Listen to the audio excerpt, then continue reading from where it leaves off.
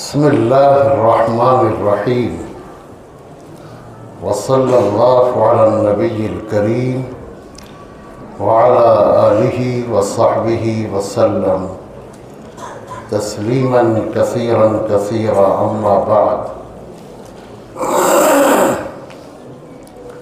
فقد قال النبی صلی اللہ علیہ وسلم انا خاتم النبیین ولا نبی بعدی او کما قال علیہ الصلاة والسلام۔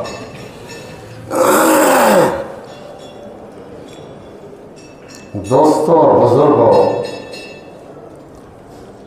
آج ہماری اس مجلس کا موضوع ہے ختم نبوت اور اسی کے تناظر میں شکیل بن حنیف کا فتنہ۔ میں نے اس موضوع پر بہت تقریریں کی ہیں۔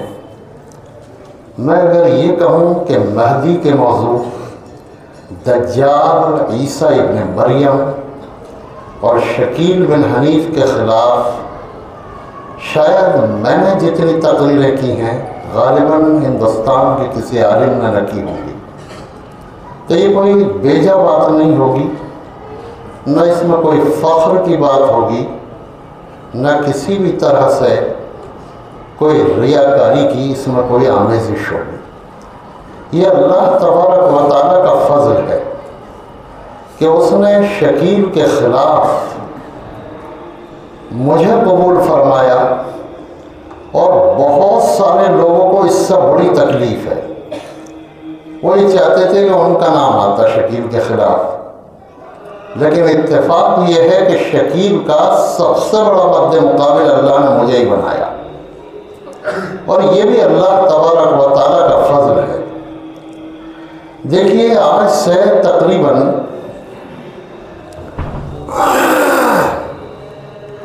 میں نے سب سے پہلے ایک کتاب لکھی، امام مہدی، شخصیت و حقیقت۔ یہ کتاب دراصل اس وقت میرے ذہن میں اس کا خاکہ آیا جب میں دارالعلوم دیوبند میں افتاء کا طالب علم تھا۔ تو جھانسی سے ایک خط آیا اور اس شخص نے دارالعلوم دیوبند کے تمام علماء کو یہ دعوت دی کہ میں مہدی ظاہر ہو گیا ہوں، اور تم لوگوں کا پہلا فریضہ یہ ہے کہ تم میرے ہاتھ پر بیعت کر لو، اور میں خدا کی قسم کھا کر یقین دلاتا ہوں کہ اگر تم نے میرے ہاتھ پر بیعت کر لی تو ہندوستان کے تمام مسلمانوں کو میں ظلم و ستم سے نجات دے دوں گا۔ تو مفتی نظام الدین صاحب رحمۃ اللہ علیہ، جو صدر مفتی تھے، انہوں نے مجھے یہ استفتاء دیا، اور جو بھی کوئی اہم استفتاء ہوتا تھا تو وہ عام طور سے مجھے دیا کرتے تھے اور کہتے تھے کہ اس کا ذرا جواب دو۔ اس کی وجہ یہ تھی کہ میں فتوے میں اس بات کا قائل نہیں تھا کہ فتویٰ مختصر ہونا چاہیے۔ ہم نے دیکھا ہے بہت سارے لوگوں کو کہ وہ اس پر فخر کرتے ہیں کہ 8 صفحے میں سوال آیا تھا، ہم نے 8 لفظوں میں جواب دے دیا۔ یہ کوئی اس زمانے کا فتوے کا اسلوب یہ نہیں ہونا چاہیے۔ اس کی وجہ ہے، پہلے جو مستفتی ہوتے تھے وہ صرف عمل کرنے کے لیے پوچھتے تھے، ان کے دل و دماغ میں شبہات اور شکوک بالکل نہیں ہوتے تھے۔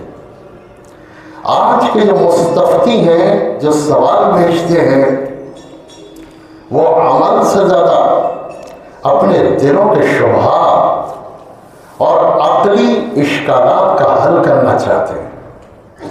تو جب تک ہم ان اشکالات کو بین السطور سے پڑھ کر حل نہیں کریں گے، ہمارا فتویٰ کوئی قدر و قیمت کا حامل نہیں بن سکے گا۔ تو میں نے پہلے ہی مرحلے میں اس کا جو جواب دیا تو 8 صفحے لکھے۔ اس نے تو 1 صفحے کا تھا، میں نے 8 صفحے میں اس کا جواب دیا۔ اس نے پھر اس کے بارے میں اور پوچھا، میں نے اور جواب دیا۔ اس طرح یہ مراسلہ چلتی رہی۔ تب آ کے اس نے آخر میں یہ کہہ کر مراسلہ چھوڑ دی کہ میدان محشر میں تم سے میں بھگتوں گا، یہاں دنیا میں تو تم سے لڑائی میری ختم ہو چکی ہے۔ تو ہوتا یہ ہے کہ جب آدمی کسی موضوع پر لکھتا ہے یا آپس میں مناقشہ ہوتا ہے، بحث ہوتی ہے، تو اللہ تبارک و تعالیٰ اس کے بہت سے گوشے اور پہلوؤں کو کھول دیتا ہے۔ تو اسی زمانے میں میرے ذہن میں امام مہدی سے متعلق کتاب کا خط آ گیا، اور میں نے یہ محسوس کیا کہ لوگ امام مہدی کو جانتے ہی نہیں، حتیٰ کہ آپ نے سنا ہوگا کہ بہت سارے لوگ کہتے ہیں مہدی علیہ السلام، کچھ کہیں گے امام مہدی رضی اللہ عنہ۔ تو حضرت مفتی سعید احمد صاحب پالنپوری رحمۃ اللہ علیہ فرمایا کرتے تھے کہ مہدی کا وجود ابھی تو نفس الامر میں ہے، تو نہ وہ علیہ السلام ہو سکتے ہیں، نہ رضی اللہ عنہ ہو سکتے ہیں، ابھی خارج میں تو ان کا وجود ہی نہیں ہے۔ دوسرا، یہ علیہ السلام اور رضی اللہ عنہ یہ خود یہ بتاتا ہے کہ امام مہدی کی شخصیت کیا ہے، لوگ اس سے ناواقف ہیں۔ جب تک یہ طے نہیں ہوگی اس وقت تک مسئلہ سمجھ میں نہیں آ سکتا۔ پچھلی مہدی پر جتنی کتابیں لکھی گئی ہیں تو ان کتابوں میں دو باتوں کو پیش نظر رکھا گیا ہے عام طور پر۔ ایک تو یہ کہ مہدی کے سلسلے میں جو شیعوں کا تصور ہے اس کا رد کیا جائے، اور دوسری یہ کہ صحیح احادیث کو منتخب کر کے جو غلط قسم کی روایات ہیں، میں حدیث کے سلسلے میں یہ نہیں کہتا کہ حدیث جھوٹی ہے، حدیث تو اللہ کے رسول کا کلام ہے۔ تو میں جب بھی کہوں گا یہ بات، تو یہ میں نے طے کر رکھا ہے کہ جب موضوع کہوں گا تو روایت کہوں گا، حدیث نہیں۔ بہت ڈر لگتا ہے کہ اللہ کے رسول کی حدیث کو ہم یہاں بیٹھ کے 1400 سال بعد کہتے ہیں جھوٹی ہے، نعوذ باللہ، روایت کہیں گے۔ تو روایت حدیث کا ایک ادب ہے۔ تو انہوں نے یہ کیا ہے کہ تحقیق کی ہے، اور تقریباً تمام کتابوں کا یہی محور ہے۔ میں نے جب کتاب لکھنی شروع کی تو اس کے 5 ابواب قائم کیے جو میرا خاکہ آیا۔ پہلا باب میں نے قائم کیا امام مہدی، تصورات مہدی، حقائق کا تجزیہ، اور اس میں سب سے پہلے میں نے امت میں پھیلے ہوئے مہدی کے تصورات پیش کیے۔ پہلے شیعوں کا تصور پیش کیا انہی کی کتابوں سے، انہی کی دستاویز سے، اور پھر اس کی تردید کی دلائل کے ساتھ۔ اس کے بعد مہدویوں کا تصور پیش کیا۔ مہدوی کون لوگ ہیں؟ اگر گجرات کے لوگ نہیں جانتے مہدویوں کو تو انہیں گجرات میں رہنے کا حق نہیں ہے، کم از کم انہیں چاہیے کسی اور صوبے میں نکل جائیں، جھارکھنڈ چلے جائیں، اڑیسہ چلے جائیں، گجرات میں نہ رہیں۔ کیوں؟ اس کی وجہ یہ ہے کہ مہدوی تحریک کا سب سے زیادہ جو تعلق رہا ہے وہ گجرات سے رہا ہے۔ کون تھے مہدوی؟ سید محمد جون پوری، یہ 9ویں صدی ہجری میں پیدا ہوئے، 9ویں صدی ہجری کی بہت عظیم الشان تحریک ہے۔ یہ پیدا یہ ہندوستان میں ہوئے۔ میں نے کئی موقعوں پر یہ بات بتائی ہے، انہوں نے مہدی ہونے کا دعویٰ کیا تھا۔ مہدی ہونے کے جن لوگوں نے دعوے کیے ہیں ان کی تاریخ یہ بتاتی ہے کہ وہ سب کے سب فراڈیے، جھوٹے، مکار، انا پرست، اور سب کے سب جو تھے وہ جاہ پسند لوگ تھے۔ اپنی شہرت کے لیے، دنیا کے حصول کے لیے، مال و زر کے لیے انہوں نے یہ دعوے کیے تھے۔ لیکن ان دعوے داروں نے محمد جونپوری واحد ایسے آدمی ہیں کہ جو نہ جھوٹے تھے، نہ فراڈیے تھے، نہ دولت کی انہیں حوث تھی، نہ جات پسند تھے، کچھ بھی نہیں تھے۔ وہ تو روحانی طور پر اتنے بڑے آدمی تھے کہ مفکر اسلام حضرت مولانا سید ابو الحسن علی ندوی رحمۃ اللہ علیہ فرماتے ہیں کہ ایسی باطنی اور روحانی صلاحیتوں کا حامل شخص صدیوں کے بعد پیدا ہوتا ہے۔ جب وہ تقریر کرتے تھے تو ان کی تقریر میں ایسی بلا کی تاثیر تھی کہ ایک تقریر جب قندھار میں جا کر کی تو قندھار کے علماء عوام کو روکتے رہ گئے اور پورا کا پورا شہر محمد جونپوری سے بیعت ہو گیا۔ یعنی جس شہر میں تقریر کرتے تھے فتح کر لیتے تھے اس شہر کو، یہاں تک کہ اس شہر کا جو حاکم ہوتا تھا وہ حاکم بھی حکومت چھوڑ کر محمد جونپوری کے حلقے میں داخل ہو جاتا تھا۔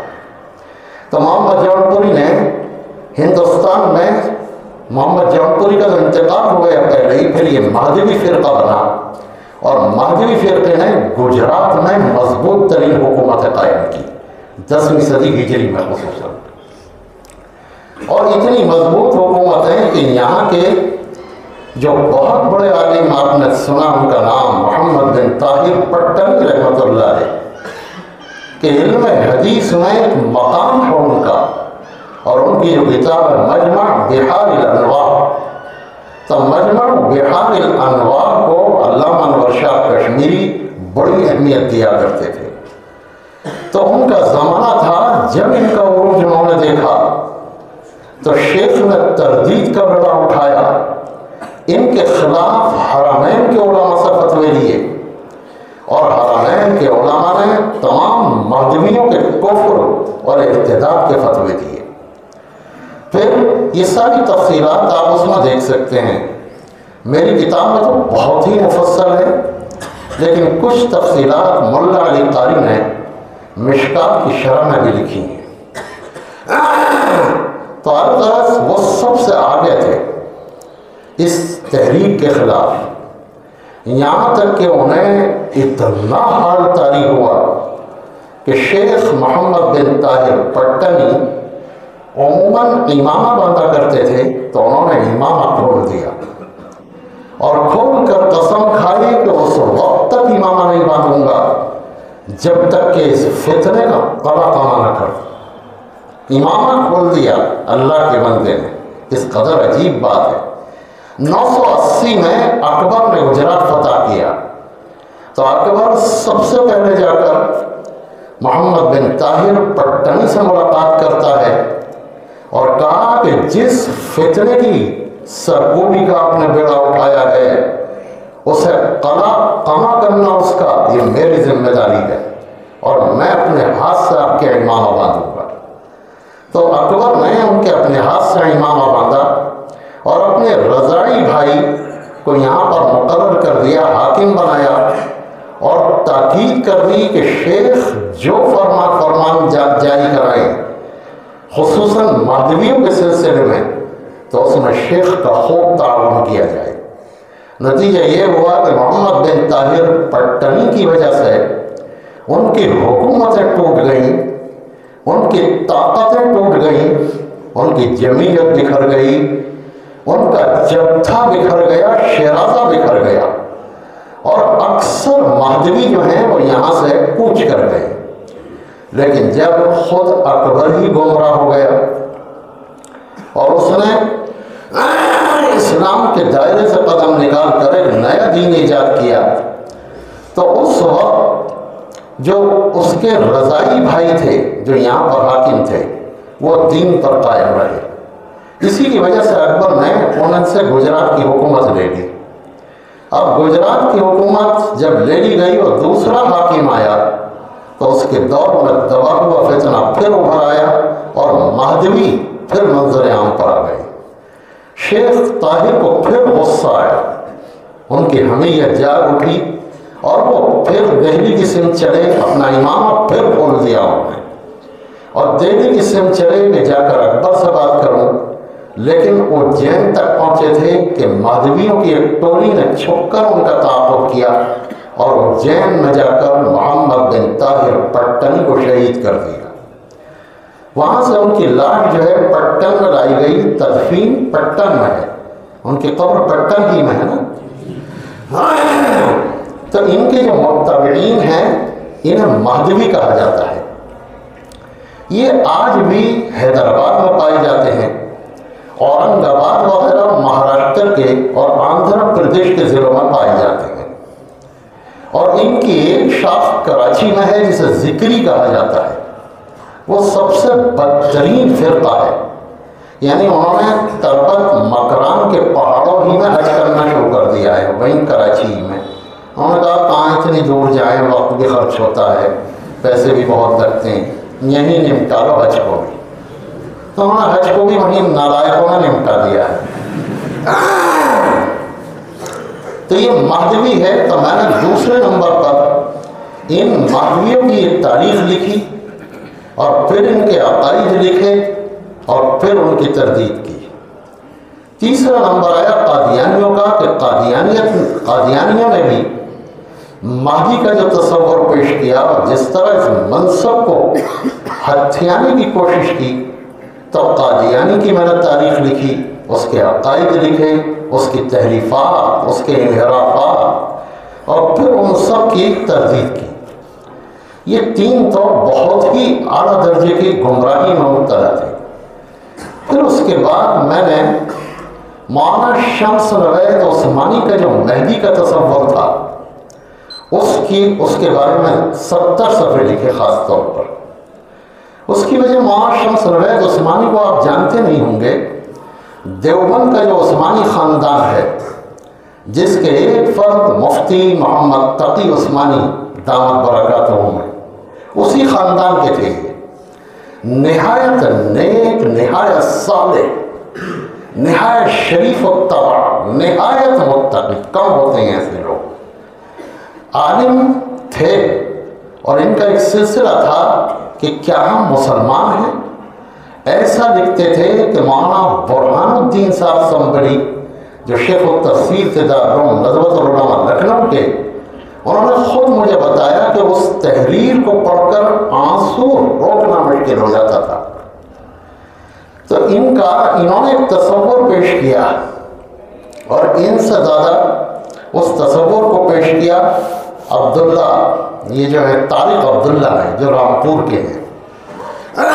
تو طارق عبداللہ نے اور اس میں گمراہی بھر دی، اور تصور کیا تھا؟ نہایت اعلیٰ درجے کی گمراہی۔ ان کا بے وقوفوں کا تصور یہ ہے کہ امام مہدی دراصل اللہ کے رسول صلی اللہ علیہ وسلم کی دوسری حیات مبارکہ کا نام ہے، اور حضور اپنی قبر سے نکل کر آئیں گے اور پوری دنیا میں کارنامے انجام دیں گے۔ جاہلوں کا یہ تصور ہے۔ تو میں نے اس کی تردید کی بہت مفصل طریقے پر۔ پانچواں تصور تھا مولانا وحید الدین خان صاحب کا۔ آپ انہیں جانتے ہیں یا نہیں جانتے؟ یہ اپنے علاوہ کسی کو عالم نہیں سمجھتے تھے، اور بس سب کچھ یہ سمجھتے تھے کہ میری عقل میں جو آ گیا بس وہی کافی ہے۔ میں دانشور ہوں، میں مفکر ہوں، میں تجزیہ نگار ہوں، یہ دوسرے علماء کیا جانیں؟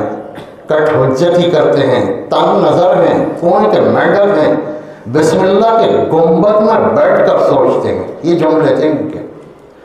تو ہر چیز میں علماء امت کے خلاف ہی چلتے تھے۔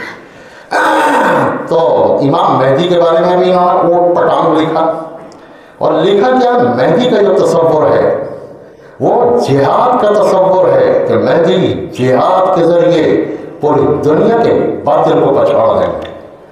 ظاہر ہے جو لوگ باطل کی خوشنودی کے لیے جہاد کو بائی پاس کرنا چاہتے ہیں، انہیں مہدی کی آمد کبھی اچھی نہیں لگے گی۔ تو وہ ادھر ادھر کی چنی چنا کرتے رہتے ہیں مہدی کے بارے میں۔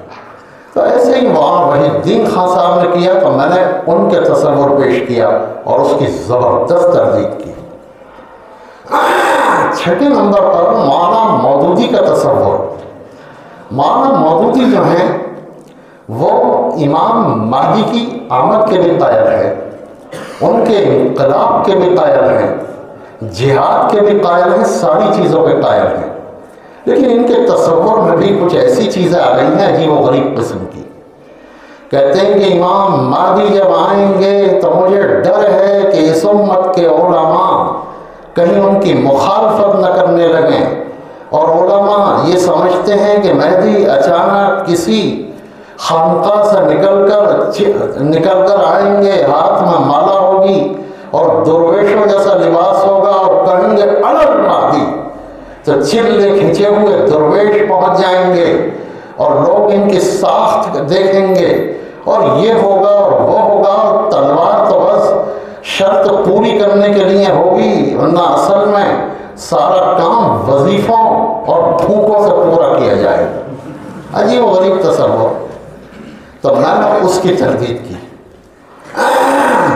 کہ یہ سب آپ کی ناسمجھی کا نتیجہ ہے کہ آپ نے تمام تر احادیث کو نہیں پڑھا۔ اگر آپ ٹھنڈے دماغ سے پڑھ دیتے تو آپ کو یہ غلط فہمیاں پیدا نہ ہوتی۔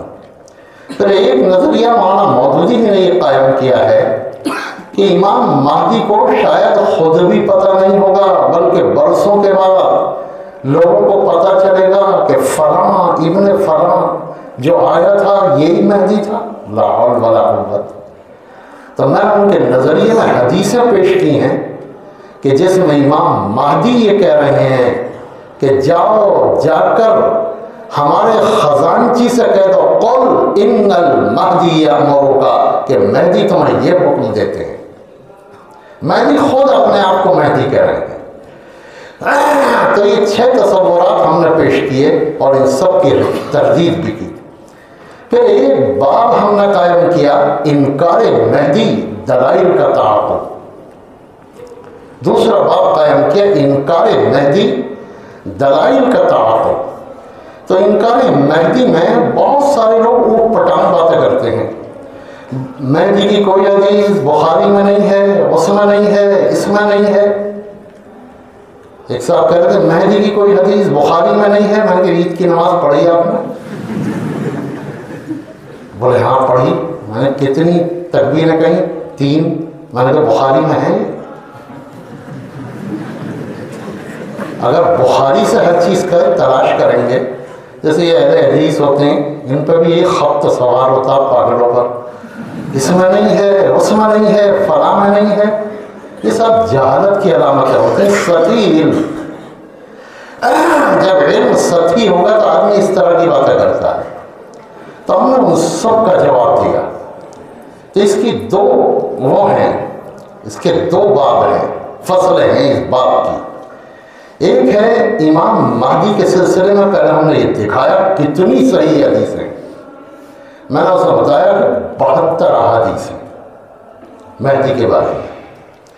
پھر ہم نے یہ دکھایا کہ مہدی کی تمام لوگ ان کی آمد پر اجماع رکھتے ہیں۔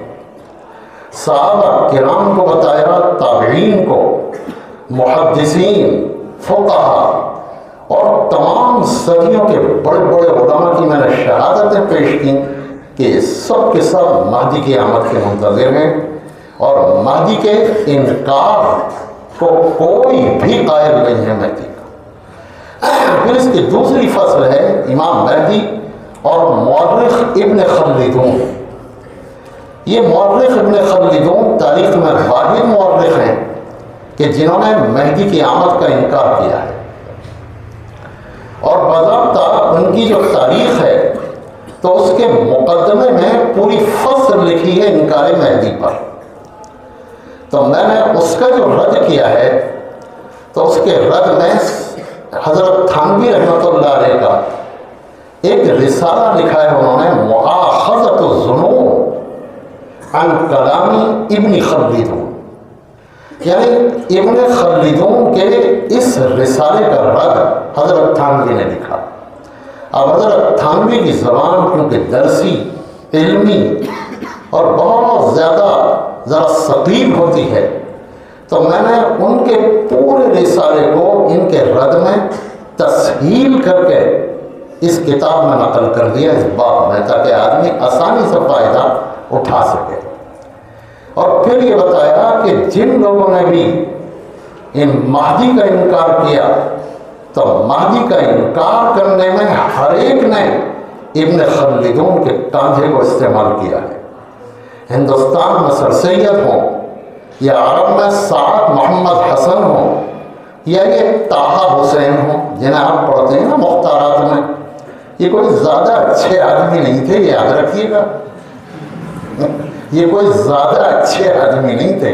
طٰہٰ حسین مفکر اسلام حضرت مولانا سید ابو الحسن علی ندوی رحمۃ اللہ علیہ نے شرق اوسط کی ڈائری میں وہ سب کچھ لکھ دیا ہے ان کے بارے میں۔ حضرت مولانا علی میاں کا ایک عجیب و غریب کمال یہ ہے کہ سب کچھ لکھ دیں گے اور کسی کو ان سے شکایت نہیں ہوگی۔ یہ اتنا ان کی تحریر میں ادب اور سلیقہ ہوتا ہے، کبھی کسی کی ذات پر حملہ نہیں کرتے ہو لیکن نظریات پر پورا حملہ کرتے ہیں۔ یہ خوب یہ تو انہوں نے سب لکھ دیا ہے۔ تو پھر طٰہٰ حسین نے جو کتاب لکھی ہے فجر الاسلام، ظہر الاسلام، عصر الاسلام، تو انہوں نے ظہر الاسلام میں مہدی کی آمد کا پورا کھل کر انکار کیا ہے، تو ہم نے اس کی تردید کی ہے۔ پھر ہندوستان میں سر سید صاحب پیدا ہوئے، یہ احمد امین مصری سے بھی زیادہ کوئی اچھے آدمی نہیں ہے، یعنی اگر دونوں میں توازن کیا جائے گا تو وہ پھر بھی غنیمت نظر آئیں گے۔ احمد امین تو احمد امین بہت بہتر ہیں ان کے مقابلے میں، لیکن یہ بیچارے کیا ہیں، ان کے سلسلے میں کبھی فتویٰ مت دیجیے، قوم سنے گی نہیں، یہ بات یاد رکھیے۔ اس لیے ہمارے علماء نے بڑی احتیاط برتی ہے ان کے سلسلے میں، اور یہ احتیاط ہندوستان کے مسلمان کو کہ ذہن کو پیش نظر رکھ کر برتی ہے۔ کیوں؟ اگر آپ ان کو فتویٰ دے دیں گے علی گیرین برادری بھڑک جائے گی بری طرح سے۔ تو بہرحال انہوں نے بھی کتاب لکھی مہدی آخر الزمان، اور اس میں انہوں نے مہدی کا صریح انکار کیا، اور اب تو کچھ حلقے پیدا ہو چکے ہیں جو مہدی کا انکار کر رہے ہیں۔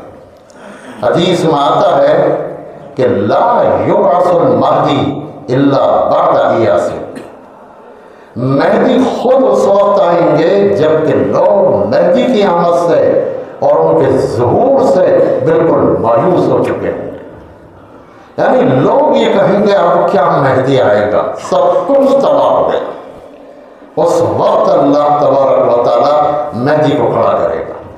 تو یہ باب انکار مہدی کا یہاں ختم ہو گیا۔ پھر تیسرا ہم نے باب قائم کیا،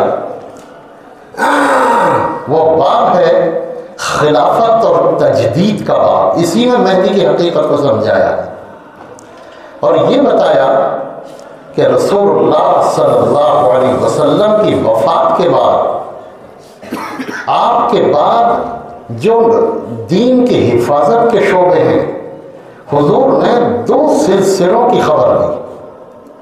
ایک تو یہ بتایا کہ میرے بعد خلافت چلے گی، اس سلسلے میں 3 طرح کی حدیثیں ہیں کہ میرے بعد خلافت 30 سال تک چلے گی، یہ خلافت راشدہ اور خلافت کی اعلیٰ درجے کی یعنی فرسٹ پوزیشن کی حدیث ہے یہ، یعنی وہ خلافت جو بالکل نبوت کے رنگ ہو۔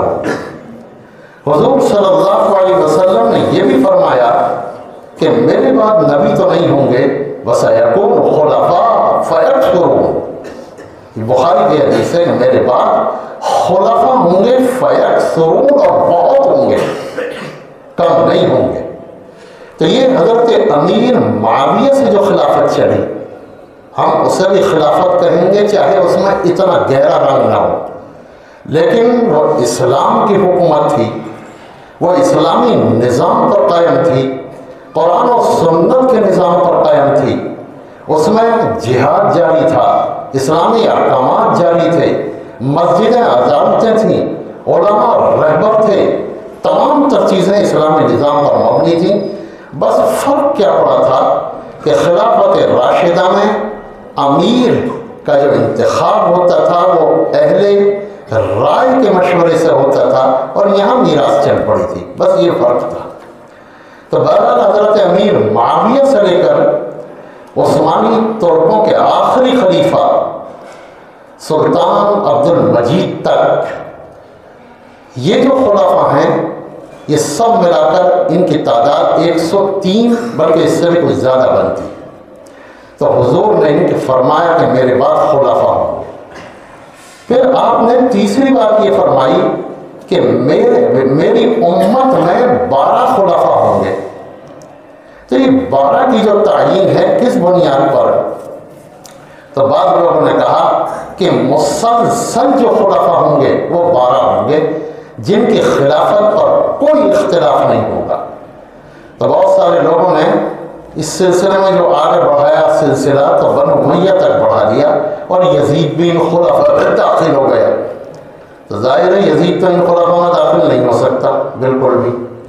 تو دوسرے علماء نے لکھا، خاص طور پر یہ بذر المجہود کے جو مصنف ہیں مولانا خلیل احمد سہارنپوری رحمۃ اللہ علیہ نے لکھا کہ اس سے مراد یہ ہے کہ ان خلفاء کی فہرست میں 12 خلفاء ایسے ہوں گے جو خلفاء راشدین ہوں گے اور جن کی حکومت بعینی ہی منہاج نبوت پر قائم ہوگی اور نبوت کا نمونہ ہوگی۔ یہی حق ہے اور علماء امت اسی کو حق کہتے ہیں۔ تو ہمارے سارے علماء اسی کو مانتے ہیں۔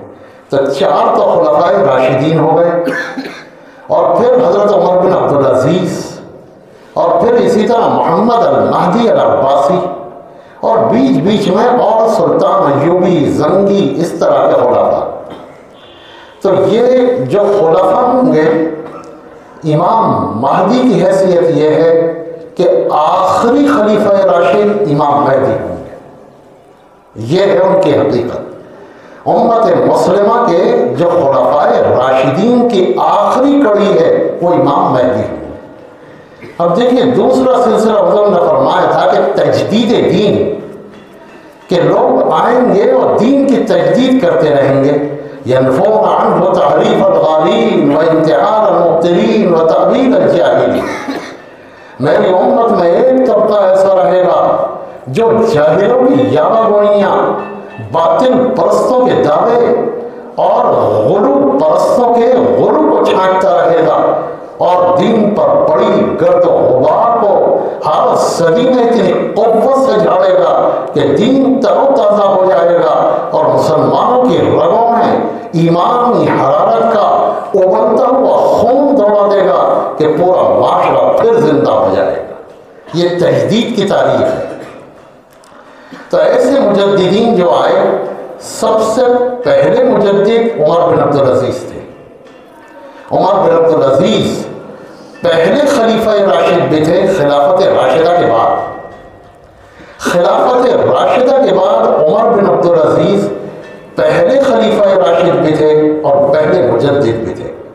پھر اللہ تبارک و تعالیٰ نے خلافت کا دھارا الگ بہایا اور تجدید الگ چلی، تو مجددین چلتے رہے، خلفاء بھی چلتے رہے، اور امت مسلمہ یہ 14 صدیوں کا سفر طے کر کے آ گئی۔ آخری مجدد جو ہوں گے وہ امام مہدی ہوں گے۔ حضرت گنگوہی رحمۃ اللہ علیہ کوكب الدری میں فرماتے ہیں، هو آخر مجددی هذه الامہ، وہ اس امت کے آخری مجدد ہوں گے۔ اور آخری خلیفہ راشد حضرت ماں ادریس صاحب کاندھلوی نے لکھا ہے، هو آخر الخلفاء الراشدین، وہ اس امت کے آخری خلیفہ راشد ہوں گے۔ اب دیکھیے عمر بن عبدالعزیز، یہیں سے یہ تیسرا باب ختم ہو گیا۔ اب چوتھا باب قائم کیا ہم نے، عمر بن عبدالعزیز اور امام مہدی۔ امام مہدی میں عمر بن عبدالعزیز میں اتنی مماثلت ہے کہ امام مہدی یعنی عمر بن عبدالعزیز کے زمانے میں تابعین پوچھتے تھے کہ کیا عمر بن عبدالعزیز ہی مہدی ہے؟ تو وہ آپس میں گفتگو کرتے تھے، ہاں ایک حیثیت سے تو مہدی ہیں لیکن اصل مہدی دوسرے ہوں گے۔ کیوں؟ اس کی وجہ یہ تھی کہ وہ مجدد بھی تھے، خلیفہ راشد بھی تھے۔ اس شواہد کو دیکھ کر لوگوں کو یہ شبہ ہوتا تھا کہ شاید عمر بن عبدالعزیز ہی امام مہدی ہیں۔ تو آخر میں جو آخری مجدد ہوں گے وہ امام مہدی ہوں گے۔ اب دیکھیے یہ جو دھارا عمر بن عبدالعزیز سے نکلا تھا، تو پھر جا کر امام مہدی میں جا کر دونوں حیثیتیں جمع ہو جائیں گی کہ یہ خلافت کے منصب پر بھی قائم ہوں گے اور تجدید کے منصب پر بھی قائم ہوں گے، اور آخری خلیفہ اور آخری مجدد ہوں گے۔ یہ ہے مہدی کی حقیقت۔ میں نے جب یہ مطالعہ کیا اور یہ تصور قائم کیا تو ایسے ہی نہیں ہے، ایسے ہی لکھ دیا ہو۔ جتنے بھی اساتذہ تھے ان کے پاس گیا میں کہ یہ لکھنے جا رہا ہوں صحیح ہے؟ سب نے کہا بالکل صحیح ہے، تم تو اکابر کے حوالے دے رہے ہو۔ پھر میں ندوہ گیا، ندوے میں حضرت مولانا برہان الدین صاحب بڑی علمی شخصیت تھے، آپ شاید جانتے ہوں گے۔ حضرت مولانا برہان الدین صاحب 2-3 سال پہلے انتقال ہوا ہے ان کا، تو بڑی زبردست علمی شخصیت تھے۔ اور پھر ایک تعلق یہ تھا، سنبھل کے تھے وہ، آدمی کو اپنے وطن سے بہت تعلق ہوتا، بے حد، جیسے ہم ہندوستانی ہیں وطن سے اتنا تعلق کہ حضرت آدم کو بھی یہاں اتار کے چھوڑا۔ اور پھر اس پہ بھی صبر نہ آیا تو مکے میں کسی نبی کی قبر نہیں، مدینے میں ایک نبی کی قبر، پورے جزیرۃ العرب میں کسی نبی کی قبر آپ کو نہیں ملے گی۔ ہمارے بھارت میں 12 نبیوں کی قبر ایک ساتھ ہیں کہ نہیں؟ تو آدمی کو اپنے وطن سے بڑا عجیب سا تعلق ہوتا ہے۔ امام ابن ماجہ رحمۃ اللہ علیہ کے جو کمزوریوں میں شارحین لکھتے ہیں ان میں ایک بات یہ بھی ہے کہ انہوں نے اپنے وطن کی فضیلت میں آنے والی کچھ موضوع روایات بھی اپنی سنن میں نقل کر دی۔ تو میں یہ سوچتا ہوں جب ہم نے یہ سارے کام کر دیے تو یہ ابن ماجہ نے بھی نقل کر دی ہوں گی بیچاروں نے۔ آدمی جو ہے وطن کے سلسلے میں بالکل اندازہ ہو جاتا ہے۔ تو الغرض کیا بات چل رہی تھی، تو میں مولانا برہان الدین صاحب کے پاس پہنچا اور ان سے سارا سب کچھ نقل کیا اور ان کا بالکل ٹھیک ہے لکھ دو۔ تو یہ 4تھا باب ختم ہو گیا۔ 5واں باب لکھا امام مہدی ظہور سے وفات تک۔ امام مہدی ظہور سے وفات تک، تو اس میں پہلے مہدی کی عمومی علامتیں لکھی، پھر مخصوص علامتیں لکھی، پھر مہدی کی شخصیت پر روشنی ڈالی حدیث کی روشنی میں، اور پھر ترتیب کے ساتھ ان کے واقعات کو نقل کیا۔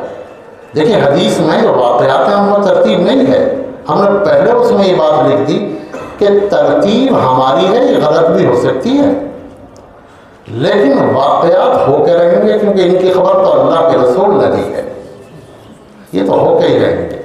تو ترتیب کے ساتھ ہم نے پورا امام مہدی کی وفات تک پورا یہ نقل کر دیا کہ امام مہدی ظہور سے وفات تک اس طرح ان کے واقعات پیش آئیں گے۔ پوری دنیا فتح ہو جائے گی انہی کے زمانے میں۔ انہی کے زمانے میں دجال نکلے گا، دنیا کو زیر و زبر کر دے گا، اور دجال کا فتنہ اتنا خطرناک ہوگا کہ آپ خود سوچیے کہ اللہ تبارک و تعالیٰ نے اس فتنے کے سد باب کے لیے ایک نبی کو آسمان پر اٹھایا رکھا ہے کہ وہ آئیں گے اور حضرت عیسیٰ علیہ السلام کا نزول ہوگا اس مسجد پر جو 2 دن پہلے فتح ہوئی ہے، الجامع العمر۔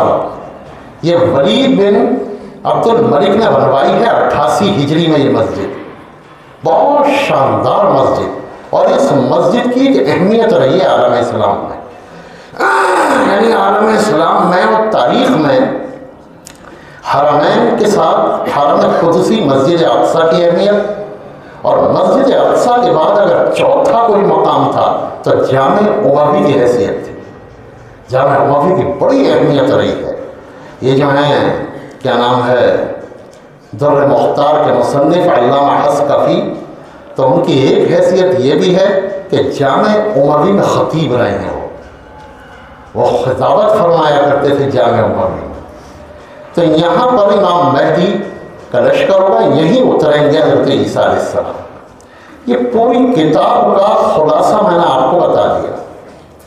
تو یہ کتاب اس طرح سے جو لکھی گئی تو بڑی ہاتھوں ہاتھ لی گئی اللہ کے فضل سے، اور اس کتاب کو دیکھ کر ہر شخص نے تعریفی کلمات پڑھے کہے جس نے بھی اس کتاب کو پڑھ کر دیکھا۔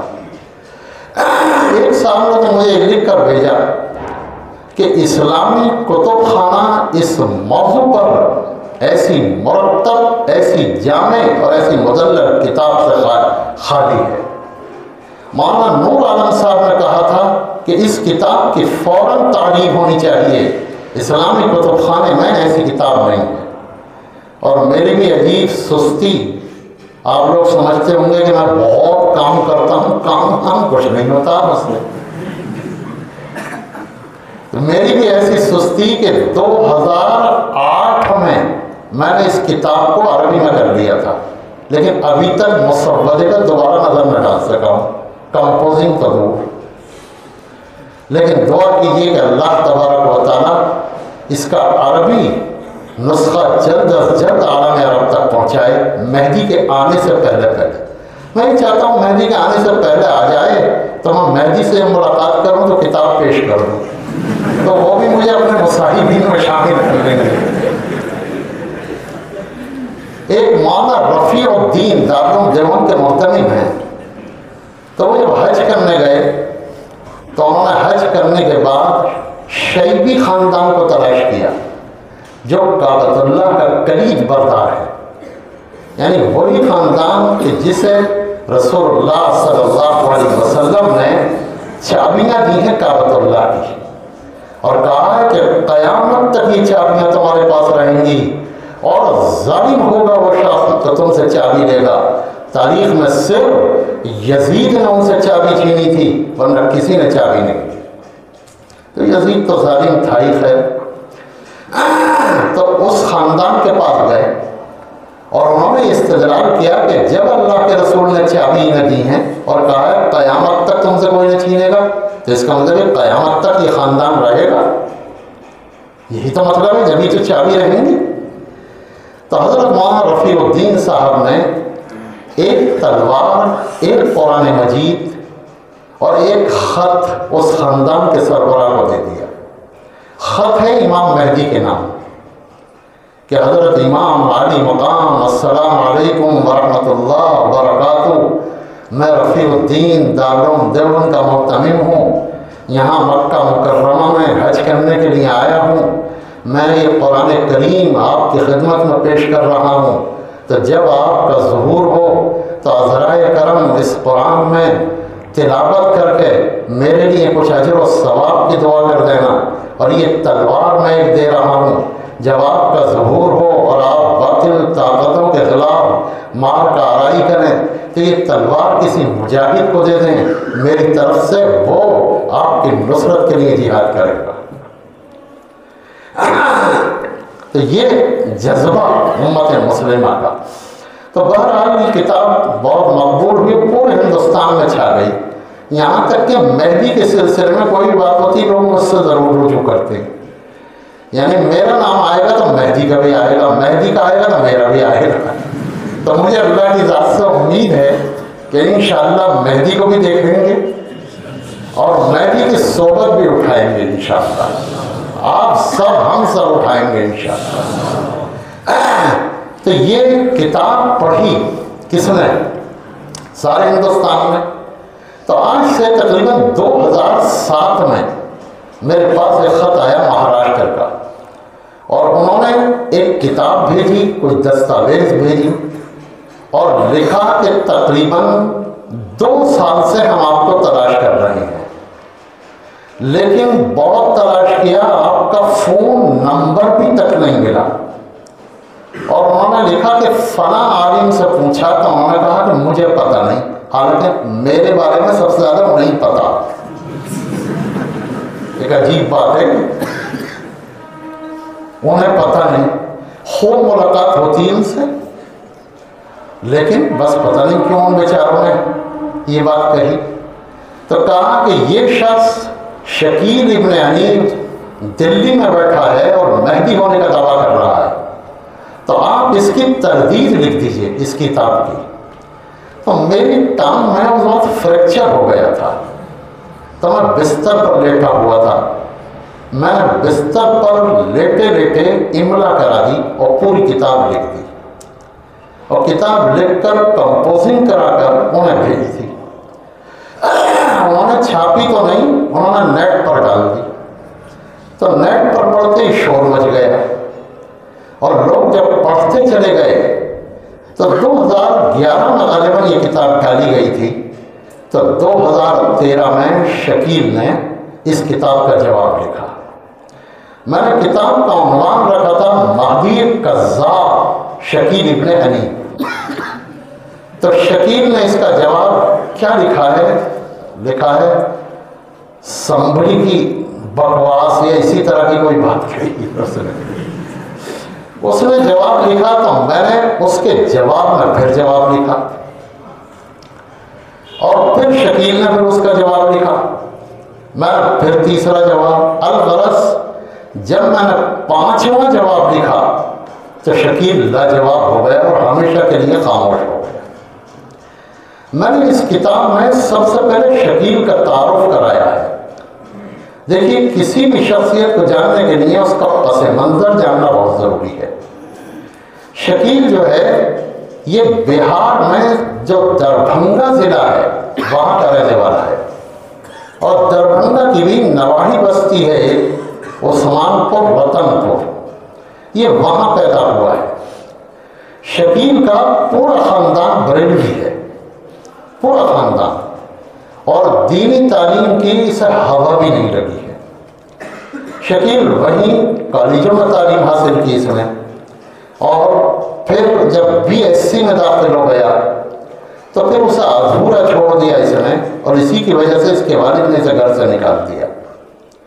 یہ وہاں سے دلی چلا آیا 1991 میں۔ یہ جو پیدا ہوا ہے 1967 میں پیدا ہوا ہے، 1967 میں، اور اس کے والد نے جو اس کے گھر والوں کو لقمہ کھلایا ہے بڑا پاکیزہ، بہت مقدس کمائی تھی اس کے والد کی، بس بیچارے لاٹری کا کام کرتے تھے جو جوا ہوا ہوتا نا۔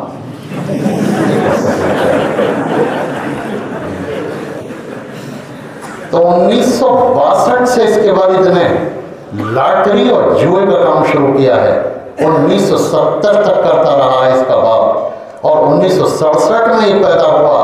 تو آپ خود سوچئے کہ اس کا وجود مسعود کس قسم کی مٹی سے پروان چڑھا ہے۔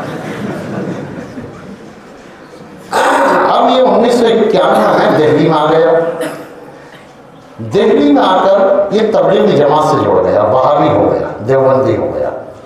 تو اس کی تو خوشی ہونی چاہیے نا آپ کو بھی۔ اور وہاں ایک محلہ ہے نبی کریم، تو نبی کریم میں رہنے لگا، وہاں اس نے ہارڈ ویئر کی دکان کھول لی۔ دکان چلی چلائی نہیں۔ تو جب ایسے لوگ، بعض ایسے لوگ ہوتے ہیں کہ اگر دکان نہیں چلتی تو شیطان انہیں نئی نئی راہیں سجھاتا۔ بہت سارے ایسے لوگ ہیں کہ انہیں تدریس نہیں ملی کسی مدرسے میں، امامت نہیں ملی کسی مسجد میں، کوئی کام کیا وہ نہیں ہوا تو وہ تانترک بن گئے، پھر بن جاتے نہیں تانترک۔ تو ایسے ہی شکیل نے سوچا کہ بھائی مہدویت کی دکان سجائی جائے، تو اس نے وہاں پر روحانی مجلسیں شروع کر دی، اور روحانی مجلسیں کرنے لگا۔ لیکن نبی کریم کے جو مسلمان تھے وہ تبلیغ سے جڑے ہوئے تھے، شعور رکھتے تھے، تو وہاں ایک دم جب انہیں بھنک ملی تو انہوں نے شکیل کو پکڑ کر دھمکایا، اور پھر اسے نبی کریم سے نکال دیا کہ تم یہاں مت رہے۔ شکیل لکشمی نگر میں آ گیا، برابر کا محلہ ہے، وہاں ایک مینار والی مسجد ہے، اس سے جڑ گیا۔ اسی مینارے کو کہتا ہے کہ حضرت عیسیٰ کے بارے میں جو ہے مینارے کے پاس اتریں گے تو میں مینارے کے ہی پاس اترا ہوں وہاں کر۔ وہاں جب آ گیا تو اس نے وہاں ٹیوشن پڑھانے شروع کیے۔ ٹیوشن پڑھاتا تھا، غربت اور افلاس کا مظاہرہ کرتا تھا۔ اسی عرصے میں یہ بیمار ہو گیا ٹی بی کا۔ شکیل کا پورا خاندان ٹی بی کے جراثیم رکھتا، سب ٹی بی کے مریض ہو جاتے ہیں آگے چل کر. یہ ہے عجیب و غریب بات. تو شکیل میاں ٹی بی کا مریض ہو گیا، ترلوک پوری کے اسپتال میں اس کا علاج ہوا.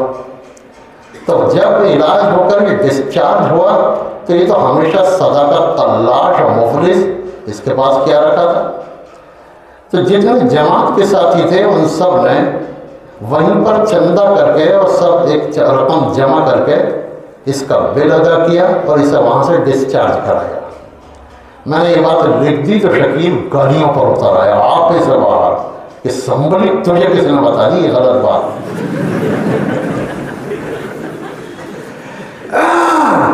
وجہ یہ ہے کہ اس محلے میں نے جا کر وقت گزارا تھا، ایک ایک آدمی سے ملا تھا جس کی شکیل سے ذرا بھی دید و شنید رہی ہو. تو سارے حالات کو میں جمع کر کے لایا تھا جب لکھی تھی یہ بات. تو الغرض اس محلے میں بھی اس نے روحانی مجلسیں شروع کر دیں، اور جب بات جو ہے وہ حد سے آگے جانے لگی تو وہاں کے رمیش پارک کی مسجد میں انہوں نے شکیل کو طلب کر لیا پوری مسجد کے ذمہ داروں نے. یہ غالباً 28 مئی 2003 کا واقعہ ہے. 28 مئی 2003 میں انہوں نے طلب کر لیا. عشاء کی نماز کے بعد سارا محلہ جمع تھا. انہوں نے شکیل سے کہا کہ کھڑے ہو کر بتا تو کیا دعویٰ کرتا ہے. شکیل آئیں بائیں شائیں کرتا رہا اور ادھر ادھر ٹالتا رہا. بہرحال اس کے بعد جب یہ نہیں مانا تو انہوں نے ضرب اضربوں کی 14 سیغوں کی گردان. ابھی 14 سیغوں کی گردان ایسی اس سے تو بڑے بڑے اچھے صحیح ہو جاتے ہیں. تو شکیل پر جب یہ گردان ہوئی تو شکیل سیدھا ہو گیا اور اس نے کھڑے ہو کر مائک میں کہا کہ مجھ سے غلطی ہوئی ہے اور آئندہ میں ایسی شیطانی حرکت نہیں کروں گا. تو محلے والوں نے طے کیا کہ تجھے اس محلے سے نہیں بلکہ دلی بدر کرتے ہیں، ہم دلی سے نکال دیتے ہیں. وہاں فیصلہ کیا گیا اور 4-5 نوجوانوں کو بھیجا گیا. اس سے تحریر لی گئی. اس نے تحریر بھی لکھی کہ ہاں میں جا رہا ہوں، کبھی نہیں آؤں گا، میرے ساتھ میری بیوی بھی جا رہی ہے، بچی بھی جا رہی ہے، یہ بھی جا رہے ہیں، سب جا رہے ہیں. اور سب لوگ لے کر اسے لے گئے کہ جا کر 3 والی کسی بھی گاڑی سے بیٹھا دو، اسے جو دور جا رہی ہو رکتی نہ ہو کہیں. گاڑی ایسی تو ہونی چاہیے نا. تو گئے لیکن اتفاق یہ کہ اس سمت میں جانے والی کوئی گاڑی ہی نہیں تھی. تو لوگ جو ہیں دلی کے لوگ مصروف لوگ وہ کہاں بیٹھتے، تو وہ تاکید کر کے دھمکا کر آ گئے کہ اسی گاڑی سے جانا ہے جو آنے والی، اور اگر لوٹ کر آیا تو اچھا نہیں ہوگا. یہ ادھر سے آئے، شکیل ادھر سے آ گئے. اور پھر لکشمی نگر کی دوسری سائڈ میں رہنے لگا. لیکن مسلمانوں کی مزاحمت جاری رہی. مدرسہ امینیہ دہلی وہ سب سے پہلا مدرسہ ہے جس نے شکیل کی گمراہی پر فتویٰ دیا. دیکھیے کسی بھی مدعی، یہ نبوت ہو یا مہدوی ہوتا ہو یا مسیحیت ہو، اس کی گمراہی پر سب سے پہلے جو فتویٰ دے گا اس کی ایک اہمیت ہوا کرتی ہے. جیسے قادیانی کی گمراہی پر سب سے پہلے علماء لدھیانہ نے فتویٰ دیا تھا. یہ شاہی امام جو ہے نا، ان کا خاندان ہے علماء لدھیانہ کا خاندان. قدیم سے علمی خاندان چلا رہا ہے، اور یہی خاندان کے فرد مولانا زکریا صاحب تھے کہ جب حضرت علامہ انور شاہ کشمیری رحمۃ اللہ علیہ مقدمہ بھاولپور میں گئے ہیں قادیانیت کے خلاف عدالت میں گواہی دینے کے لیے، تو اسی خاندان کے فرد مولانا زکریا صاحب رحمۃ اللہ علیہ حضرت کشمیری کے ساتھ ہیں، اور حضرت کے خادم کی حیثیت سے وہ ایک ایک جگہ پر حضرت کی رہنمائی کرتے ہیں. تو یہ انہوں نے فتویٰ دیا تھا. تو شکیل پر سب سے پہلا فتویٰ مدرسہ امینیہ نے دیا، جو 14 مئی یعنی یہ اس کی پٹائی تو ہوئی 28 مئی کو، فتویٰ آیا 14 مئی 2003 کو. یہ فتویٰ آیا ہے، بدھ کا دن ہے اس دن جب فتویٰ دیا جا رہا ہے. تو الغرض شکیل نے محسوس کر لیا کہ اب دلی میں نہیں رہ سکوں گا میں. تو اس نے پھر دلی سے باہر خاص طور پر مہاراشٹر کی ایک بستی جو ہے اورنگ آباد کی ایک نوائی بستی ہے پڑے گاؤں، وہاں پر ایک اراضی تھی، متنازع اراضی، جس میں پہلے قادیانی آ گئے تھے، انہیں بھگا دیا گیا تھا۔ تو شکیل اور اس کے آدمیوں نے وہ اراضی خرید لی، اور خریدنے کے بعد وہاں پر رہنے لگے، اور بڑا عجیب سسٹم بنایا انہوں نے۔ وہاں کے بعد رہنے کے شکیل وہیں سے سارا نظام آج چلا رہا ہے۔ شکیل نے نظام اتنا زمیں دوز بنایا ہے کہ مسلمہ کذاب، غلام احمد قادیانی اور دوسرے جتنے بھی لوگ جنہوں نے دعویٰ کیا تھا، شکیل کے سامنے پاگل اور بچے نظر آتے ہیں، اتنا تیز اور تلوار آدمی۔ یعنی کوئی ایک ایسا آدمی جو شکیل کا مخالف ہو اس کے قریب تک نہیں پہنچ سکتا جب تک کہ 2 سال کا کورس نہ کر لے۔ وہ 2 سال میں شکیل اور اس کے لوگ پوری اچھی طرح سمجھ جاتے ہیں کہ یہ جو ہے ہمارا آدمی ہے یا نہیں، اور پھر جا کر شکیل کا دیدار ہوتا ہے۔ شکیل خود کو مہدی بھی کہتا ہے اور عیسیٰ بھی کہتا ہے۔ یعنی کہ عجیب و غریب بات ہے، حضرت عیسیٰ علیہ السلام حضور صلی اللہ علیہ وسلم سے 600 سال پہلے دنیا میں تشریف لائے، اور حضور صلی اللہ علیہ وسلم مہدی کے بارے میں فرماتے ہیں کہ المہدی من عترتی، مہدی میری اولاد میں ہوگا۔ تو جو پیغمبر حضور سے 600 سال پہلے تشریف لے آئے، کیا وہ حضور کی اولاد میں ہو سکتے ہیں؟ لیکن عجیب و غریب بات، ایسے قادیانی بکتا تھا، ایسے ہی یہ بکتا ہے۔ تو وہ کہتا ہے میں عیسیٰ بھی ہوں، اور حضرت عیسیٰ علیہ السلام کے بارے میں آتا ہے کہ جب حضرت عیسیٰ علیہ السلام دمشق میں اتریں گے تو ان کے بالوں سے پانی کے قطرے اس طرح ٹپکتے ہوں گے جیسا کہ غسل کر کے ابھی کوئی آدمی آ رہا ہے۔ شکیل سے جب لوگ ملنے جاتے ہیں تو اس کے بال اس طرح بکھرے ہوتے ہیں اور پانی کے قطرے ٹپکتے ہیں اس سے، تو وہ دکھاتے ہیں دیکھو علامت، واقعی ٹپکتے ہیں۔ آپ یہ مت سمجھیے کہ ٹپکتے، ایسے کریم آتے ہیں اس زمانے میں کہ آپ لگا لیجیے آپ کے ٹپکیں گے۔ تو شکیل وہ کریم لگاتا ہے، دیکھتے نہیں آپ، یہ جو تانترک ہوتے ہیں تو وہ تیل منگاتے ہیں، تو تیل منگا کے کہتے ہیں لاؤ، ڈالتے ہیں تیل، تھوڑا سا ہم اپنا پڑھا ہوا ڈالیں گے، اور ڈال دیا پڑھا ہوا، اور پھر عمل جب پڑھیں گے تو اور بڑھے گی بری طرح۔ بولے دیکھ لیا یہ تو جادو لیے پھر رہا ہو، تو جادو تو کچھ نہیں ہوتا، یہ کیمیکل ڈالتا ہے، وہ پڑھائے نہ پڑھیں اس کو تو آگ لگنی ہے۔ تو شکیل اس طرح کا کریم لگاتا ہے جس سے پانی کے قطرے ٹپکتے رہتے ہیں۔ تو الغرض شکیل کا پورا تعارف ہونے کے بعد اب 2-4 باتیں، 5-6 باتیں آپ کو یاد رکھنی چاہیے تاکہ کوئی بھی شکیل کا گرگا آپ کو ملے تو آپ اس کے دانت کھٹے کر سکیں۔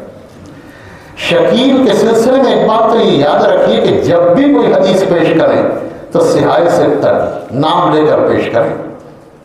کیوں؟ شکیل صحاح ستہ کے علاوہ کسی حدیث کو نہیں مانتا، اور اس کے لوگ اگر پیش کریں تو ان سے بھی حوالہ لیں گے بتا۔ تو سب سے پہلی علامت امام مہدی کی آپ سمجھیے کہ اللہ کے رسول صلی اللہ علیہ وسلم نے فرمایا مہدی من عترتی، مہدی میرے خاندان سے ہوں گے، کہیں فرمایا منی، مجھ سے ہوں گے، کہیں فرمایا المہدی من ولد فاطمہ، مہدی فاطمہ کی اولاد سے ہوں گے، اور حضرت حسن کی طرف اشارہ کر کے فرمایا سیخرج من صلبہ، کہ اس کی نسل سے رجل، وہ شخص پیدا ہوگا جو پورے عرب پر چھا جائے گا۔ تو پہلی علامت یہ ہوئی کہ مہدی خانوادہ نبوت کے ہوں گے، اور حضور کی بیٹی فاطمہ کی اولاد ہوں گے، اور فاطمہ کے بیٹے حضرت حسن کی شاخ سے ہوں گے۔ یہ پہلی علامت۔ میں نے شکیل سے کہا تو دربھنگے کا، تو کہاں ہے حضرت حسن کی اولاد؟ تو ایک عجیب شوشہ اس نے نالائق نے چھوڑا، کہا کہ خاندان کا ریکارڈ محفوظ نہیں ہوتا، بہت پرانی باتیں ہو گئی یہ سب۔ لیکن یہیں پر آپ کو سمجھنا ہے وہی بات جو شاہ رفیع الدین صاحب نے استدلال کیا کہ جب اللہ کے رسول صلی اللہ علیہ وسلم فرما رہے ہیں کہ قیامت تک چابی تمہارے پاس رہے گی تو خاندان بھی قیامت تک رہے گا، جبھی تو چابی رہے گی۔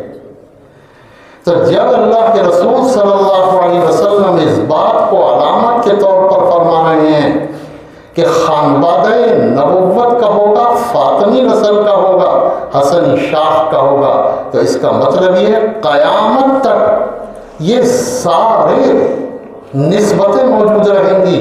لوگ خانوادہ نبوت کو بھی جانتے ہوں گے، حضرت حسن کی اولاد کو بھی جانتے ہوں گے، حضرت حسین کی اولاد کو بھی جانتے ہوں گے۔ ورنہ اگر ایسی کوئی بات نہیں تو حضور کی یہ پیشین گوئی تو لغو ہو جائے گی، فائدہ کیا ہوگا اس کا؟ آپ نے علامت کے طور پر بیان فرمایا۔ تو اب شکیل سے ہمارا مناظرہ ہوا تحریری، تو نارائب کہتا کہ جب حضور نے یہ فرمایا تھا کہ خانوادہ نبوت کا ہوگا تو میرے خاندان کا بھی کوئی نہ کوئی تعلق ہوگا، یہ کوئی بات نہیں، نارائب ہوگا۔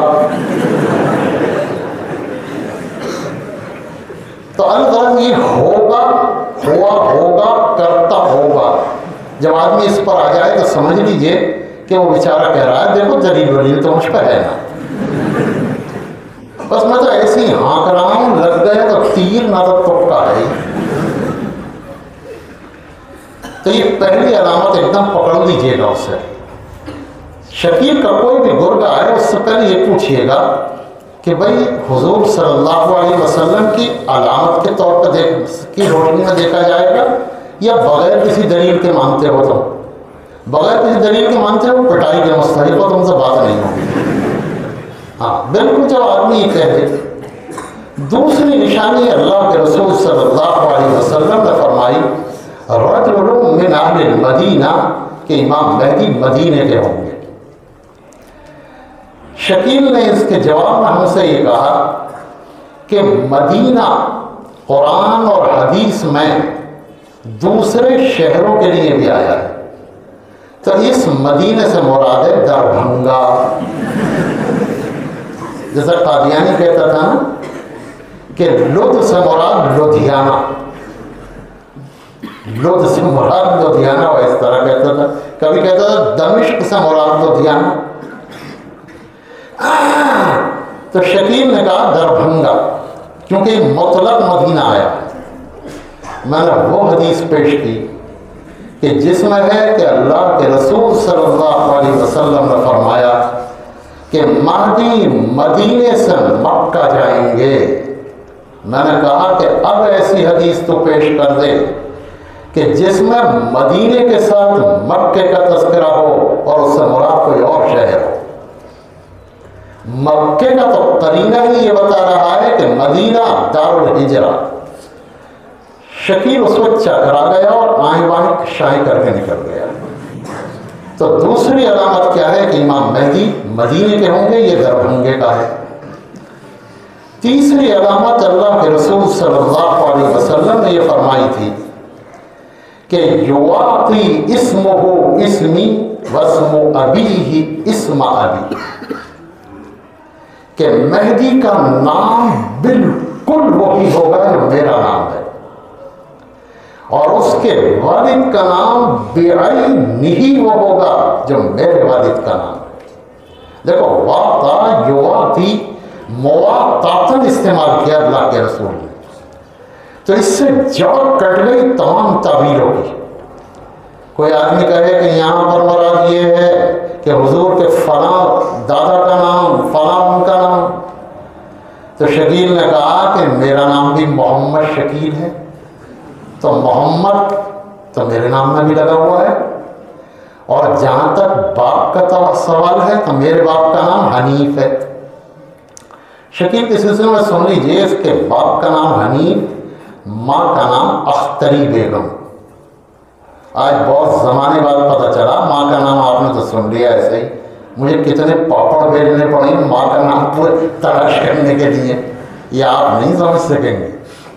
ماں کا نام ہے اختری بیگم اس کی، تو یہ کہتا ہے میرے باپ کا نام حنیف، اور یہاں جو حضور نے فرمایا کہ اس کے باپ کا نام میرے باپ کی طرح ہوگا تو حضور کے باپ حضرت ابراہیم ہیں اور حضرت ابراہیم کا صفاتی نام حنیف ہے تو میرا نام بھی صحیح نکل آیا۔ کہاں تک چل رہا ہے؟ حالانکہ واقعی واقعی اسی تعبیر کی جگہ کاٹ رہا ہے۔ اس کا نام بعین ہی وہ ہوگا جو میرا نام ہے، اور اس کے والد کا نام بعین ہی ہو بہو بالکل وہی ہوگا جو میرے والد کا نام ہے۔ اس میں تو کوئی کسی طرح کا شک ہی نہیں ہے۔ پھر بعد میں ہمیں پتہ چلا کہ شکیل کا نام محمد بھی نہیں ہے، شکیل احمد خان، باقلم خود پٹھان لکھتا تھا وہ اپنے آپ کو، گرچہ پٹھان نہیں تھا، دلت ولیت لگتا مجھے تو پٹھان تو خوبصورت ہوتے ہیں، لمبے چوڑے، اور یہ ہے بالکل۔ اس کے ایک ساتھی نے مجھے بتایا جو 4 سال تک رہ کر آیا تھا، میں بمبئی گیا ہوا تھا تو کون سی جامع مسجد تھی وہاں پر میرا بیان ہوا شکیل کے خلاف، تو ایک نوجوان آیا اور کہا سمبلی کا تو نام سنتے سنتے میں تھک گیا ہوں، آج آپ ملے مجھے۔ میں نے کیا ہوا؟ کہا میں شکیل کے پاس 4 سال رہا ہوں۔ میں نے کہا، پھر کہا سمبلی کو ہی گالی دیتا تھا، ہر وقت سمبلی کو گالی دیتا تھا۔ تو میں نے کہا یہ بتاؤ تم کہ اس کی صحت وحت کیسی ہے؟ اس نے کہا کہ اتنا دبلا پتلا ہے کہ ایسا لگتا ہے جیسے بانس پر کپڑے ٹانگ دیے ہیں، اتنا دبلا پتلا ہے بالکل۔ کیوں؟ اور سمجھ میں بھی آ رہا ہے ٹی بی کا مریض ہے، تو ٹی بی کا مریض تو ایسا ہی ہوتا ہے، وہ کوئی پہلوان ہوگا۔ تو الغرض اس کا نام شکیل احمد خان ہے، اس کے آدھار کارڈ ہے میرے پاس، تو اس میں شکیل احمد خان لکھا ہوا ہے اس کا نام، محمد اس نے بعد میں جوڑا ہے۔ ہاں، امام مہدی کے سلسلے میں ایک غلط فہمی بھی میں دور کرتا چلا جاؤں کہ بہت سی جگہ آپ نے سنا ہوگا کہ مہدی کی والدہ کا نام آمنہ ہوگا، یہ کسی اور نے نہیں، شیخ عبدالحق محدث دہلوی رحمۃ اللہ علیہ نے بھی لکھا ہے۔ تو روایات میں کہیں بھی حدیث میں ان کی والدہ کا تذکرہ نہیں آتا، تو ان کی والدہ کا کیا نام ہوگا اللہ جانے کیا ہوگا، لیکن روایات اور حدیث میں نہیں ہے بالکل۔ تو یہ نام ہوگا، اور اس کا نام شکیل بن حنیف ہے، ان کا نام محمد بن عبداللہ ہوگا۔ تو تیسری یہ جو کسوٹی تھی اس پر بھی جھوٹا ثابت ہوا۔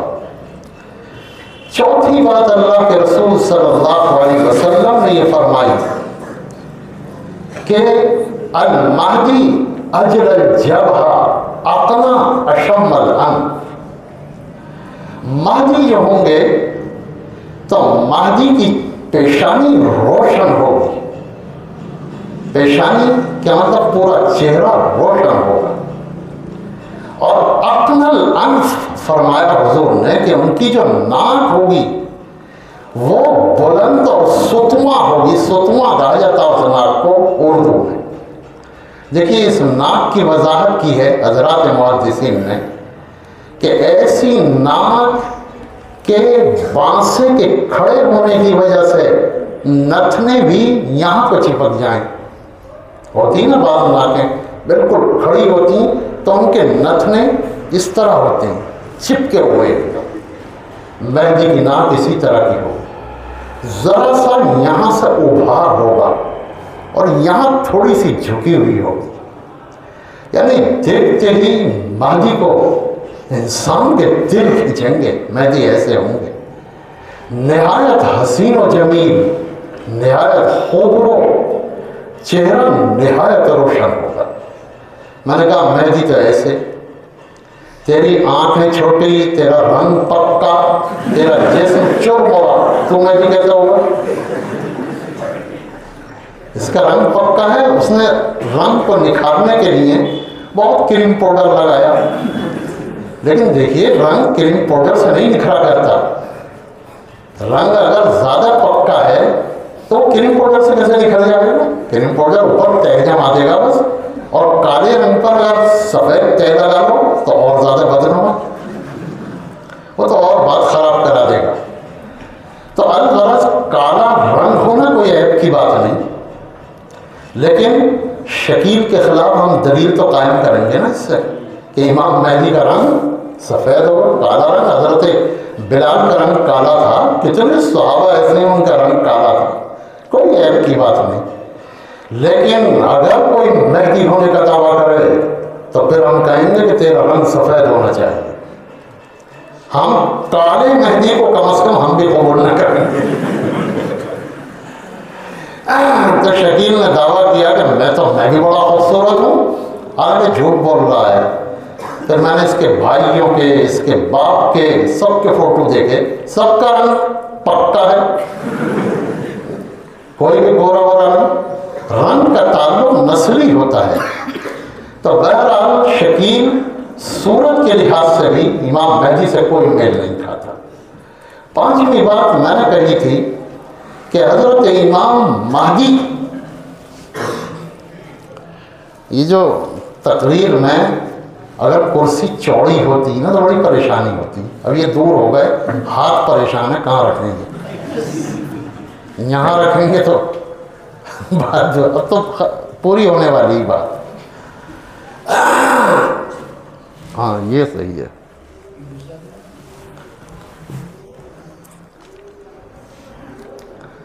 پانچویں بات یہ کہی ہم نے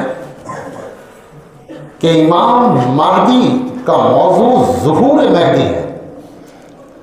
ظہور کے معنی ہے ظاہر ہونا، نمایاں ہونا، معاملے کا منکشف ہو جانا۔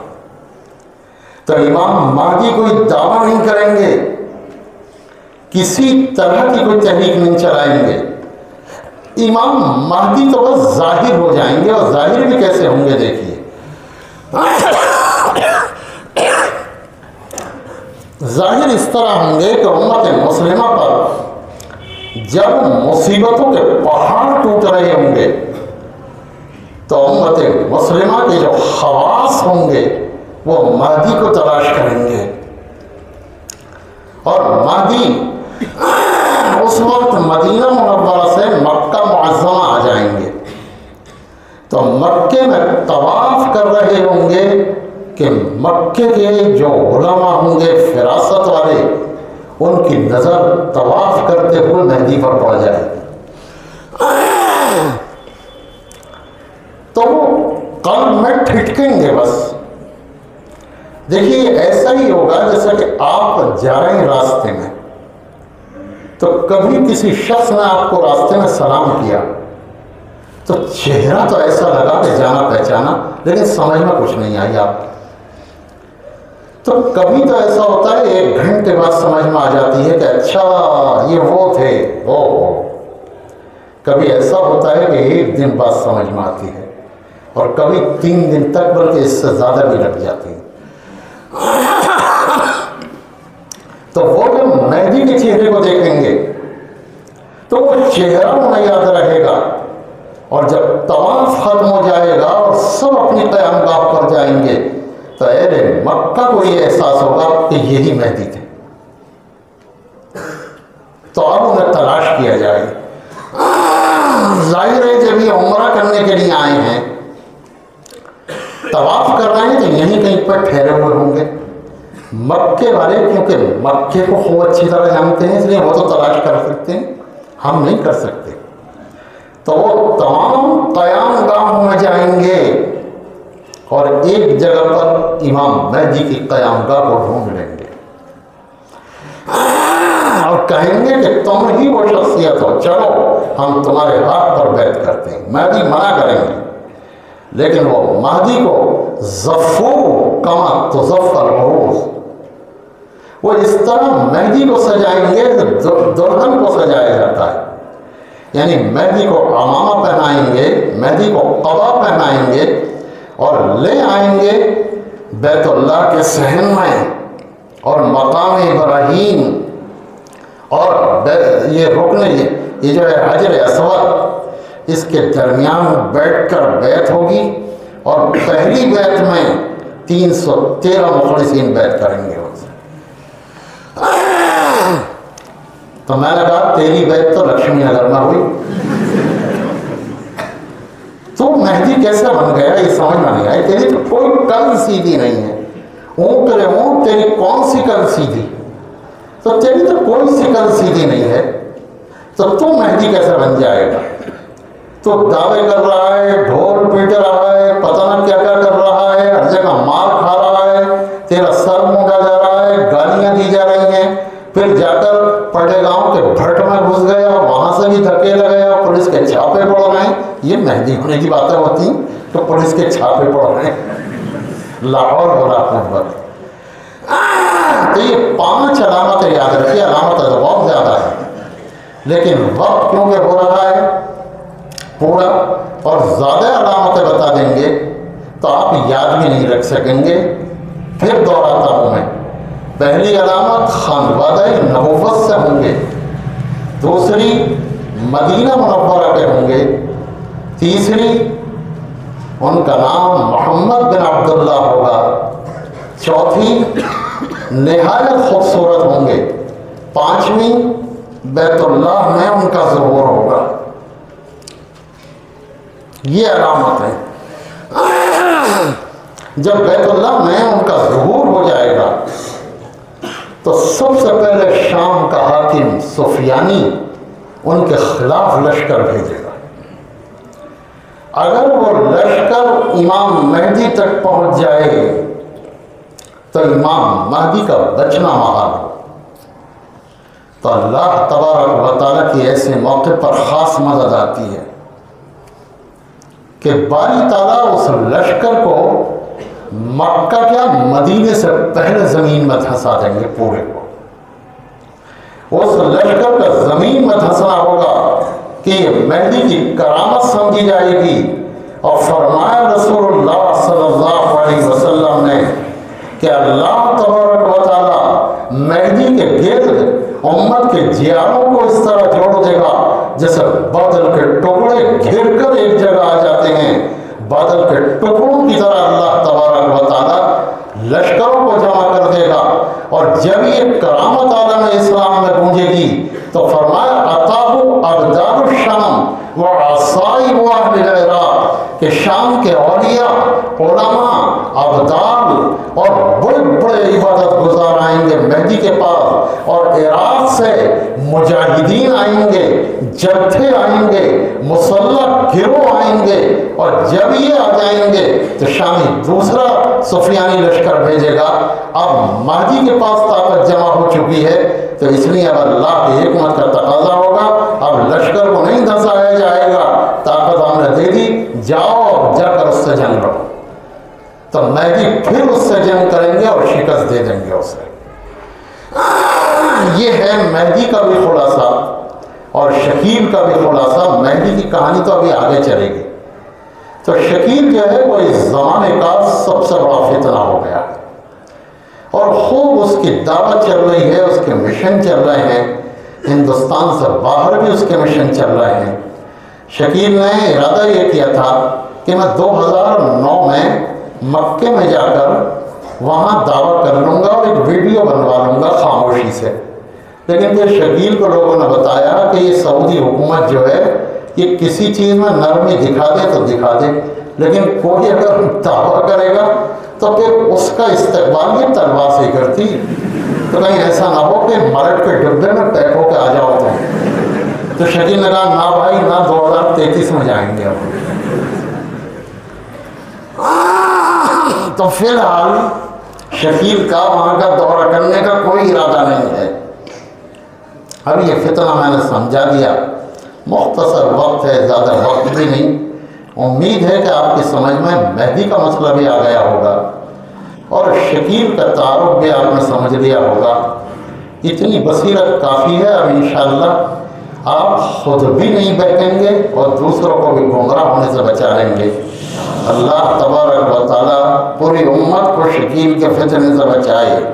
وآخر دعوانا ان الحمدللہ رب العالمین.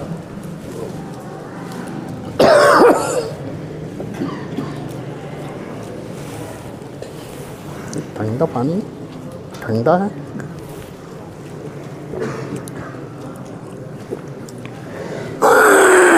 اللہم انت السلام ومنك السلام تباركت ربنا وتعاليت يا ذا الجلال والإكرام.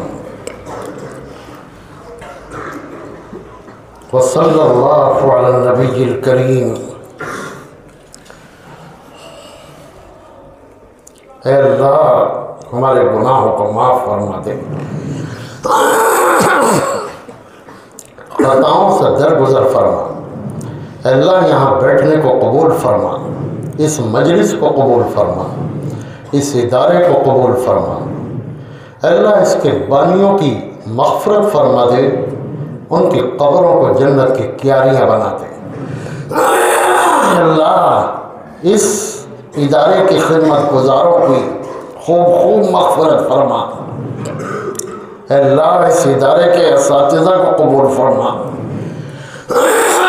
ذمہ داران کو قبول فرما، الہ العالمین اور فضلہ کو قبول فرما اور ان سے خوب دن کی خدمت لے.